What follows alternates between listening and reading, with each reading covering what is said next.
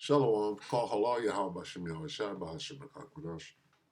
The honors to the elder apostles and elder bishops and GMS, even the elders that came before them that taught us his truth. Shalom and salutations to all the brothers up pushing order, truth and its sincerity, the hopeful elect tabernacle of David, the Akwat that are listening, learning, being a pillar of rest, 144,000, one third, the hopeful elect of Israel. The brother Yahshua, shalom and salutations to you all. Quick little personal experience that I feel that I should expound upon real quick and then try to dip out, having to do with what it is that I struggle with, which is being humble. My brother, younger brother, called me and started saying things, that I like to hear, and kind of, I kind of got swept up in the conversation, and it was about the family business, which is entertainment and what we've always done, that kind of thing. And before you knew it, I was, it was just basically it was a waste of time because, I mean, we do have to navigate this family business at some level because there's a legacy at stake. And it's kind of incumbent upon me to make sure that they don't squander it. Okay, so I have to, as much as I am removed from it, I have to kind of, be the police, if you will. So this guy calls me saying a bunch of things, and I didn't react the way that I should have, which is where my story comes in. Okay, I didn't react in the spirit, whereas I probably reacted emotionally, right? And wound up hanging up the phone, which was the best thing to do, Because the thing was, is he came at me kind of greasy, and before I knew it, I was like, I'm not doing this shit. What he wanted, he wanted me to make him a record, right? It was crazy.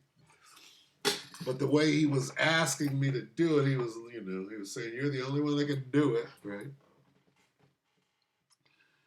But basically, I'm making him a record because he needs somebody to make him a record. So in one breath, he's saying that I'm the only one that can do it. And then in the next breath, what he's doing is he's trying to keep a cap on that some kind of way. And I'm like, that's kind of being double-minded. Can't have it both ways. So either we're gonna see each other eye to eye, or not at all, right? And I didn't put that together until I got off the phone. After I got off the phone, then I started applying what I should have applied, okay, immediately. So let's go directly there. Let's see. Let's go there first, and we'll come back to Peter because, stay humble is where I'm trying to be. Okay, but where was I? Damn, now I just forgot where I was going with it.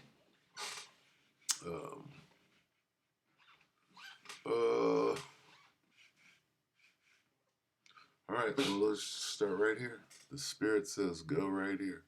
1 Peter 5:6. Humble yourselves, therefore, under the hand of the Most High, that He may exalt you in due time. All right. Going into order, right? Right? But this, not so much order, because what I typed in was stay humble, right? When you type in stay humble, KJV, this is basically what comes up. So, humble yourselves. Therefore what? This is about order. Young men in the same way, right? That goes into order. Real simple, right? If you were raised right. Humble yourselves, therefore, right? Humble yourselves. That's huge. Humility is one thing, right? Humility is one thing,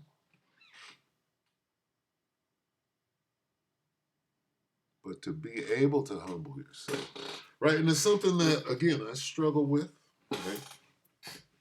Because, right, of the competitiveness of family dynamics, uh, uh, sibling rivalry, if you will, right? All of these things are baked into this cake where when you hear me talk, you're probably, I don't know what you're hearing, okay? But to, um, you know, to compete, if you will, right? Because it's all competition at some level. To compete in this business, right, which is entertainment, right, or being a recording artist, if you will, okay? It's is really about a whole bunch of competition, look at me type of stuff, uh, which goes against being humble, if you understand what's being said.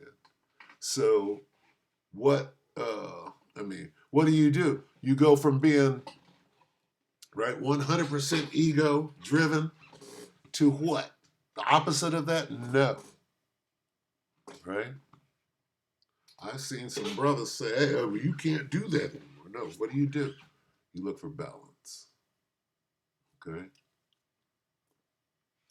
let's get that if we can remember. Let's see, a false balance. Let's see. Salakia. And I'm rambling. This is a rant. Okay. Everything. I did try to squeeze this off before I, started going off. I was hitting him with some not actual precepts because he would have been scared, but I was like, look, everything balanced. Everything in it is in balance. Proverbs 11:1, a false balance is an abomination to Yahweh Shem Yahushua, but a just weight is his delight. So, I mean, really, uh, I would rather not, I'd rather not go to work, right? But going to work means uh, practicing, rehearsing, right? Before you go and actually work for some money, right? Which is the gig. You got to practice on your own, then you go to rehearsal, right? It's a process. Anyway, I'd rather not do any of it, but got to go to work and you got to make money, right? And then there's the family business, there's the family legacy and all of that, you know. And within that, there's a hierarchy and just this thing. So, uh, being a man of the Lord, right, supersedes everything, first of all. Okay. And whatever comes after that, right, hey, got to go to work. And sometimes you get the family call, but as long as, as long as we understand each other, which is this, look, okay, uh, can you call me to go to work? Yeah, I'll go to work. I have to go to work, right? But anyway, what comes before that is this truth, and we should know that by now, and we do, right? But after that, after putting the kingdom first, right? Then it's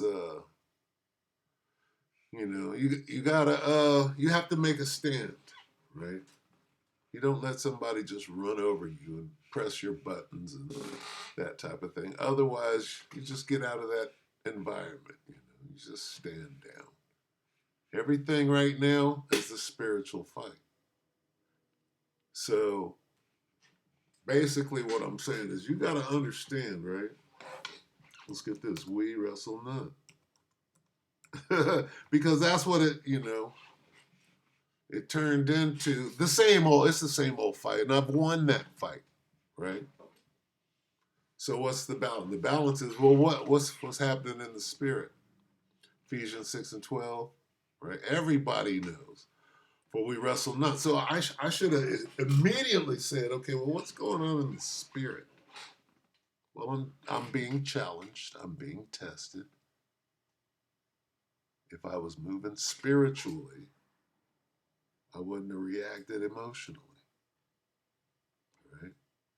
I should have known as soon as he called that there's a demon on the other end about to test you. See, we're in the time of testing. So I read that one wrong. Salakia, I'll do better. Immediately I'll say, well, this demon is about to wrestle me. Right? All right, so this is Ephesians 6:12. For we wrestle not against flesh and blood, but against principalities, against powers, against the rulers of the darkness of this world, against spiritual wickedness in high places. We know. Okay, we already know the tests are coming. All right, so I guess that's what I'm saying. The tests are coming. It's a spiritual fight. The demons are going to use the vehicle of your family, your own brother, coming with what? The family business, right? So how do you attack them? With balance and the spirit. Balance in the spirit. All right, and I know I haven't pulled anything. All right. Um, let's get this. Mm, let's get this. Let's get Isaiah. I just want to get that brother thing, 19. I want to get that brother thing. All right, let's get that. This is Isaiah 19:2 in the Berean, okay? So I will incite Egyptian against Egyptian. Brother will fight against brother. See? Right there. So you got to know, this includes you. What does it mean? Well, the Most High going to put a demon on your own brother, and here comes your test. Neighbor against neighbor, city against city, and kingdom against. What is your test? If the Most High sends you a fight, how do you accept it? With balance and in the spirit.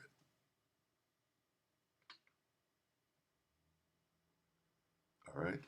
So with that, we hope. All right. With that, we hope that the elect are edified. Brothers and sisters, shalom.